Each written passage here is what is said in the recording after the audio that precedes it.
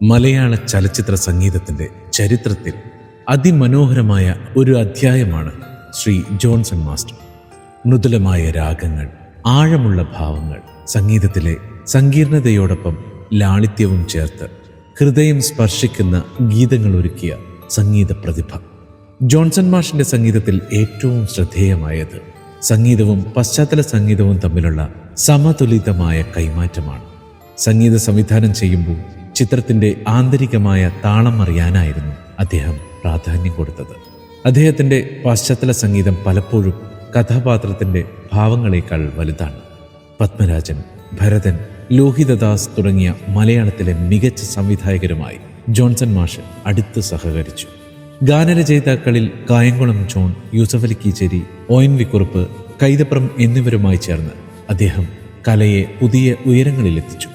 2 സംസ്ഥാന അവാർഡുകൾ പശ്ചാത്തല സംഗീതത്തിന് ലഭിച്ച ഏക സംഗീത സംവിധായകനാണ് ജോൺസൺ മാഷ്. Kerala state film award for best music director 5 തവണയും അദ്ദേഹത്തെ തേടിയെത്തി. ഫിലിം ഫെയർ അവാർഡ് ഉൾപ്പെടെ മറ്റനേകം ബഹുമതികളും അദ്ദേഹത്തെ ആദരിച്ചു. കർണാടക സംഗീതത്തിൽ ആഴമായി ജ്ഞാനമുള്ള ജോൺസൺ മാഷിന് മെലഡി സോങ്സ് ഉണ്ടാക്കുന്നതിൽ വലിയ കഴിവുണ്ടായിരുന്നു. വാദ്യോപകരണങ്ങളുടെ ഉപയോഗത്തിൽ സൂക്ഷ്മതയും ക്ലാസിക് മൂഡും ഒത്തുചേർത്തിരുന്നു. 2011 ജോൺസൺ മാസ്റ്റർ ഈ ലോകത്തെ വിടുകയും മലയാള സംഗീതം ഒരു സൂര്യനെ നഷ്ടപ്പെടുകയും ചെയ്തു. എന്നാൽ അദ്ദേഹത്തിൻ്റെ ഗാനങ്ങൾ ഇന്നും മലയാളികളുടെ ഹൃദയത്തിൽ ജീവിക്കുന്നു.